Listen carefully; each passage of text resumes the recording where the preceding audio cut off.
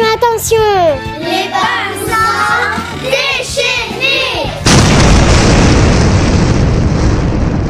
Et hop.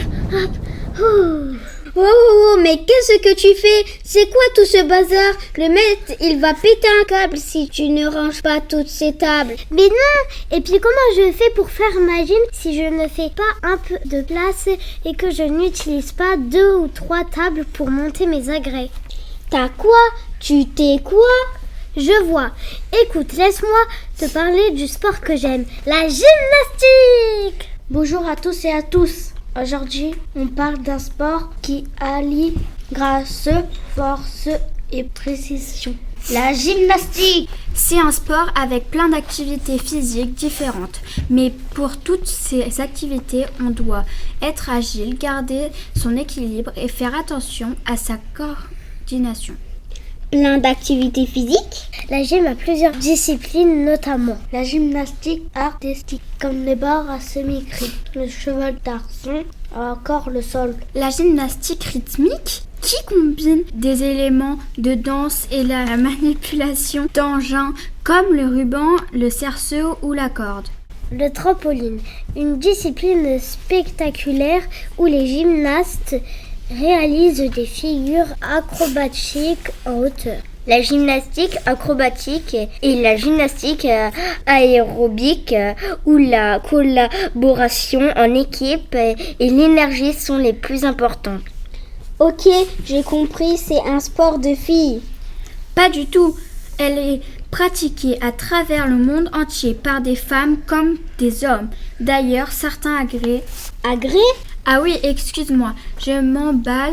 Les agrès, ce sont des appareils ou des plateformes que les athlètes utilisent afin de réaliser leurs mouvements de gymnastique. En fonction de ces objets, ils doivent utiliser plus certains muscles, être plus agiles que coordonnés ou l'inverse, être souple tout en étant en équilibre. Dans une discipline, il y a donc plusieurs agrès. On doit de toute façon toujours être le plus complet possible. D'accord, mais je ne vois pas en quoi ce n'est pas juste un sport de filles. J'étais en train de t'expliquer, mais bon, tu préfères me couper la parole.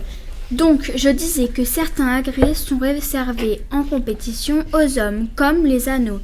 Par exemple, qui nécessitent une force et une coordination incroyables. Dans une discipline, les hommes ont d'ailleurs parfois plus d'agrès. Je te demande pardon. C'est vrai que ça a l'air sympa, mais j'aimerais bien savoir quand en voir avec de vrais champions. Alors, rassure-toi. La gym suscite un grand intérêt lors des compétitions majeures. Le moment fort, c'est les Jeux olympiques. Ah mince, trop tard, c'était l'année dernière à Paris.